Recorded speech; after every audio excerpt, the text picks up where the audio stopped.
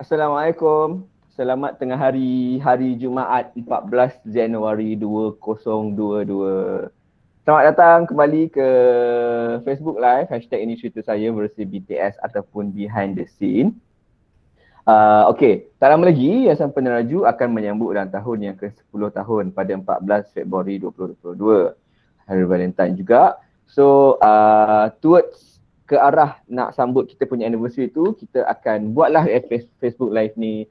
Ini cerita saya, warga Yayasan Peneraju, berkongsi kisah-kisah realiti, aspirasi dan inspirasi warga Yayasan Peneraju sendiri. Apa yang berlaku di sebalik tabir. So, bila kita cakap di sebalik tabir tu, kita ceritalah departmen mana yang bertanggungjawab, officers mana yang bertanggungjawab, siapa pergi sana, siapa pergi situ, dia buat apa, dia buat ini semua tu, dalam melahirkan lebih, sekarang ni dah 42,000 penerima faedah seluruh Malaysia melalui lebih 370 program yang kita dah offer sejak kita mula beroperasi pada tahun 2012 sampailah ke hari ini. Okay, so hari ini untuk episod 17 kita ada dua lagi tetamu dari departmen yang berbeza. Pernah menjadi satu departmen satu ketika dulu tapi berpisah kembali. Alright, MB boleh kenalkan nama, departmen mana dan dah berapa lama kerja dekat Yayasan Peneraju? Baik, terima kasih kepada Bro Ani. Baik, Assalamualaikum, selamat tengah hari semua kepada penonton-penonton.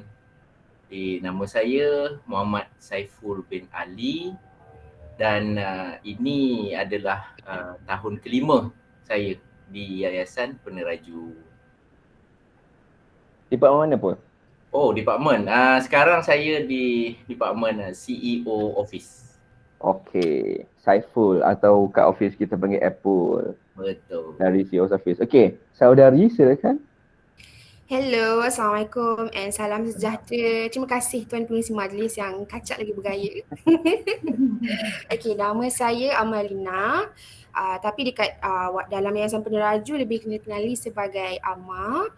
Okey, saya bertugas di salah satu unit di bawah corporate service iaitu People and Culture. People and Culture samalah dengan Human Resource, tapi dekat YP ni selalu kita panggil, dalam Yayasan Peneraju kita panggil PNC, short formnya lah. Okey. Masuk Januari 2022 ni genap saya setahun bekerja di Yayasan Peneraju. Okey, Amalina ataupun Amma dari People and Culture dan Apple dari CEO Office. Okey Apple, 5 tahun kau dah dekat Yayasan Peneraju.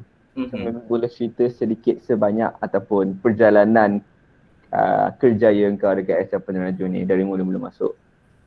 Okey. Mula-mula masuk pada tahun 2017. Mei 2017 asyik saya. Mula-mula saya masuk ke Yayasan Peneraju. Jadi pada masa tu saya sebagai seorang dispatch cum driver. Maknanya dispatch ni biasalah penghantar surat dan juga buat kerja-kerja pejabat.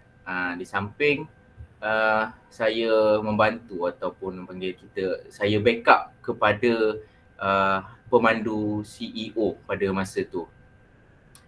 Dan kemudian lebih kurang pada tahun 2018 lebih kurang saya ditukar atau dipindahkan ke department corporate services, maknanya satu department lah dengan Bro Hanif kita pada masa tu, duduk di bawah unit admin ataupun pentadbiran. Maknanya saya ditugaskan untuk membuat kerja-kerja pentadbiran, kerja-kerja pejabat.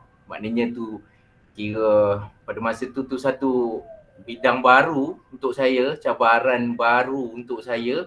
Jadi saya pikul tugas tu dalam alhamdulillah lebih kurang setahun juga saya duduk di situ di bawah unit admin dan kemudian saya ditukarkan balik ke CEO Office dan balik kepada karier asal saya sebagai pemandu sampai sekarang. Bila tukar balik ke CEO Office? Disember 2020. Disember 2020. Oh, lama juga. Okey. Saudari silakan ceritakan apa function seorang Amalina dekat People and Culture ni. Okay, dalam People and Culture, kita sebenarnya ada banyak function. Okay, kita ada talent acquisition, kita ada staff engagement, training development, compensation, administration. Okay, so nama pun People and Culture. So untuk my team lah. Okay, kita ni different lah. Okay, sebagai contoh, kita agak berbeza dengan department macam PSDM contohnya. Sebab PSDM diorang pergi jumpa scholars kan. Macam PNC, nama lagi people. So kita berkhidmat untuk people ni. Okay, so we need to do something yang buatkan semua people yang bekerja di Yayasan Peneraju ni lebih bermotivasi, okay, bersemangat lah. Kualiti kerja mereka lebih bagus, apa semua kan, sebab yelah sebagai HR itulah antara tugasannya. So dari segi culture-nya pula, itulah kepentingan PNC untuk drive the culture, Yayasan Peneraju punya culture lah, working environment kan. Okay, so macam saya, in terms of HR punya kerja, saya lebih banyak membantu dan assisting lah. For example like recruitment, and then macam staff engagement. Lepas tu macam admin tadi dah berpindah kepada CEO's office kan Saiful? Betul. For now, saya lah yang megang tu. Okay. And then itulah. So sekarang 100% you pegang admin lah. Yes. I see. Okay. Alright. People and Culture People and Culture, bila cakap People and Culture tadi ataupun HR kat setengah company juga, orang kata HR ni digeruni kan. Macam bila I tengok movie HR ni merupakan department yang orang takut yang tak suka. Yelah, contoh kan, kalau you lepak pantry tu HR dari hujung, dari jeling je macam. So macam kat sini culture yang dia nak terapkan macam laid back sikit lah, macam orang pun nak duduk mana pun asalkan kau buat kerja lah, macam tu kan. Betul. Tapi lah kan Anik, for me not semua benda yang like ada certain thing yang kita kena strict, ada certain thing macam kita sendiri kat Yayasan Peneraju pun kita very very casual kita cakap apa weh kau macam kan. So itu antara salah satu culture yang dalam YP. So sebenarnya benda-benda tu sangat penting lah kan, bonding tu sebenarnya, sebab kita banyak bekerja dengan berkumpulan, betul tak? Betul. Yes. Chemistry lah. Okay, berbalik kepada Abang Saiful.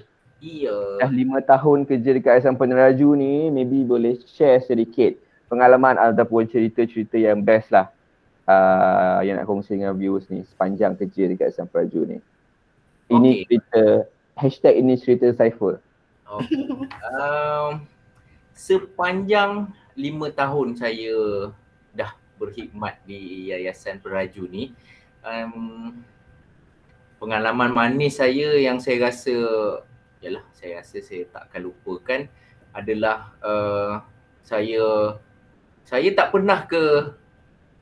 belum pernah ke Sabah dan Sarawak lagi. Jadi pada tahun lepas, bulan Mac, saya berpeluang untuk ke Sabah dan juga First time lah masa tu. Masa tu kira first time. Pertama kali saya menjejakkan kaki di bumi Borneo. Jadi maknanya pengalaman manis saya kat sana adalah saya dapat memandu sendiri dari Kota Kinabalu ke Tambunan. Dan perjalanan tu memang orang kata mencabar dan dengan jalan yang mendakinya, yang berlikunya, yang berkabusnya. Jadi itu pengalaman yang manis yang saya tak boleh lupakan lah. Dan berapa KK ke Tambunan? KK Tambunan 2 jam lebih juga tu. Oh, tapi dia punya jalan berliku-liku lah. Liku dia tu, weh. Kalau kata kita di Semenanjung ni, orang kata naik genting, naik kamera. Kalau dekat sana tu yang orang kata saya ada nampak dekat satu tempat tu signboard dia, maknanya pada masa tu saya tu di atas banjaran Crocker. Yang dengan kota yang mana aku tidak tahu. Saya nampak signboard tu kan. Maknanya saya tu dekat Banjaran Crocker pada masa tu dengan kabus tebalnya, dengan saya memandu sendiri dari KK ke Tambunan tu, perjalanan ambil masa 2 jam lebih memandu CEO Yayasan Penaju sendiri. Jadi itu pengalaman manis saya lah. Maknanya orang kata saya satu skill up lagi. Maknanya saya punya level pemanduan tu. So I kena follow Sifu lah. Sifu admin, you know. Admin macam ni belum perlu ke KK kau. Admin dia saya rasa tak payahlah mana-mana kau duduk je kat office ni. Tak, maksud I jadi pemandu tu, you know, like so I can go. Amar bercita-cita nak jadi pemandu juga. I can drift, okay? Aduh. So, maksudnya hikmat kau sebagai seorang pemandu peribadi tu diperlukan lah masa dekat KK tu kan, untuk tak silap aku Tambunan tu untuk program tunas kan? Betul. Ada lawatan ke rumah anak rumah anak yatim Tambunan. Tambunan. Kira rumah tu macam dia kira rumah anak angkat rumah dia anak angkat Raju. Jadi kira saya. So itulah kali pertama kau menjejakkan kaki ke Kota Kinabalu. Betul. Menjadi Sahuaju. Okay. Alright. Okay, Amar. Walaupun baru setahun, maybe boleh cerita pengalaman manis. So I macam buta lah, baru sangat tapi masih fresh lah kan, masih, you know, fresh. Nak juga cakap. Okay. Okay, sepanjang selama setahun lah di YP ni, di Yayasan Penaju, okay, macam I ada involve dengan beberapa event kan, okay, organize event kan.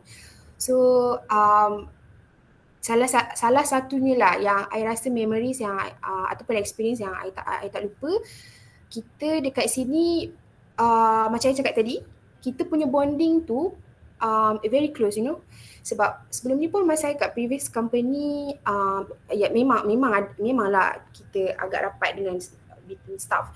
Tapi dekat sini dia punya rapat tu lain macam Macam mana macam itulah. Macam kita dengan bos pun kita tak ada panggil macam bos apa kan. So dekat situ ada macam skip level lah for me, you know. Kita santai-santai. So kita rasa macam comfort. Okay. And then I ada another experience yang I takkan lupa lah. Okay, masa sebelum ni macam cakap previous company, I join SLIM ataupun Protege program Okay, and then bila I habis program tu, betul-betul masa bulan 9 2019, di mana waktu tu betul-betul tengah pandemik yang PKPB penjadah tu lah, PKP kau fikirlah sendiri kan. Okay, so lepas habis program tu I memang unemployed 3 bulan, 10, 11, 12. Okay, and then yelah rezeki tu Tuhan nak bagi kan. Masa bulan 1 tu the first call Yayasan Penaju panggil. Okay, then masa I interview tu, selalunya kalau I interview I macam shake it off. Tapi bila datang kat YP tu, I datang, I tengok working environment dia, and then I nampak di hiring manager cakap apa semua, so I macam tenang lah, macam okay. Dan Alhamdulillah mungkin dah tertulis kan rezeki I kat sini, so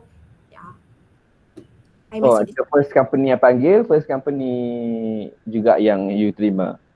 Yes. Dan I rasa pilihan I betul lah. Wah. Dan I sangat bersyukur dengan opportunity yang Yayasan bagi. Terima kasih banyak.